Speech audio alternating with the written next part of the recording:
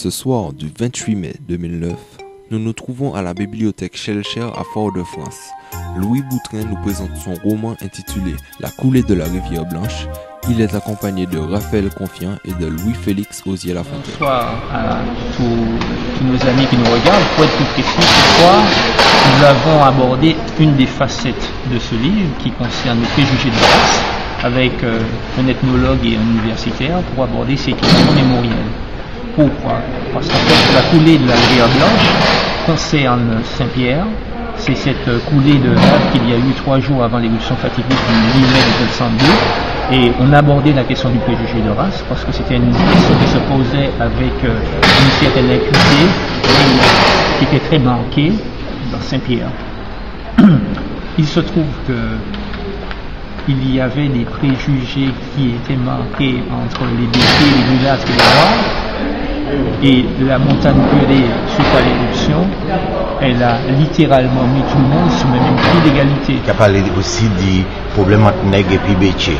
Et quand nous savons aujourd'hui, il y a un gros problème qui est levé, surtout pendant le mois de février, entre Bétier et puis nègres.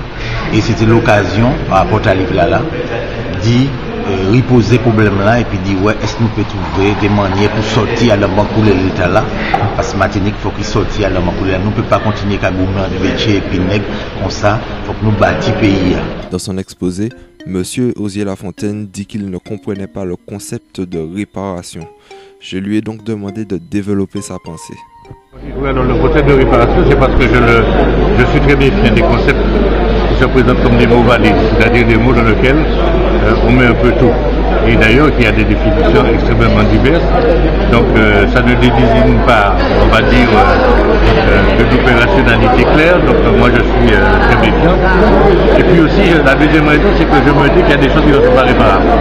Moi je crois que l'esclavage s'inscrit contre l'humanité n'est pas réparable. Donc même lorsqu'on va faire la résilience, eh bien, il va toujours rester. Autrement dit, il faut s'en sortir. D'ailleurs, les gens vont s'en sortir, mais en n'oubliant pas. D'ailleurs, sur le plan individuel, c'est la même chose. Lorsqu'on a des événements extrêmement douloureux, on arrive à les dépasser, à les résilier, mais en fait, c'est là toujours. C'est la capacité que c'est de se monter. Pourquoi je ne vois pas qu'il y ait de réparation, c'est un concept un peu psychologique. On ne faut pas trop transposer les concepts psychologiques sur la réalité sociale. Mais en tout cas, ce qu'il faut faire, en effet, il faut transformer les choses. Ça, c'est une affaire entendue avec un autre ordre de réalité qui efface le plus que possible les rapports de domination. La bibliothèque Schellcher dépend du Conseil général, donc je suis un peu chez moi, mais tout en étant puissance invitante, j'ai été invité par les intervenants. Il se trouve que ce sont des amis, Louis Boutrin, je le connais depuis longtemps, et j'avais envie d'entendre ce qu'il allait nous dire de son ouvrage, La coulée de la rivière Blanche, d'autant qu'il présentait son ouvrage en même temps que Félix Osier-Lafontaine d'une part et Raphaël Confiant d'autre part devaient nous parler du préjugé de race aux Antilles. Nous savons que c'est un problème très délicat et très actuel. De toute façon, pour la nouvelle génération, de revisiter l'histoire de Saint-Pierre, de revisiter l'histoire de 1902. Mais ça demeure quand même une belle histoire d'amour entre une descendante Béké et une arrière-petite esclave. Je ne pas fait exprès.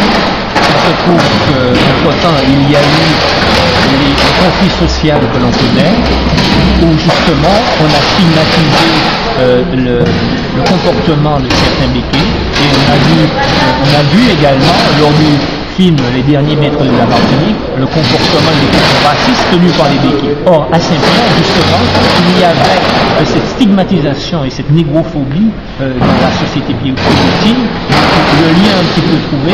Or, récemment, pour des événements de février, on a beaucoup entendu parler des problèmes des Békés, des problèmes de racisme, et je crois qu'il est important que l'on cherche à dépassionner ces problèmes-là, à les clarifier de manière à construire notre peuple martiniquais. La chance fait de composantes diverses, de cultures qui se sont entremêlées et qui ont fait naître quelque chose d'original. Nous sommes à la croisée d'ailleurs des routes pour savoir comment construire la Martinique de demain, qui pour moi doit être une Martinique d'abord dotée d'une vraie responsabilité.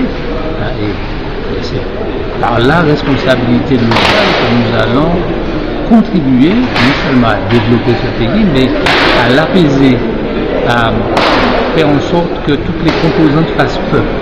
Donc tout ça, c'est évidemment le sujet, les sujets qui ont été abordés par différentes voies, différents points d'entrée.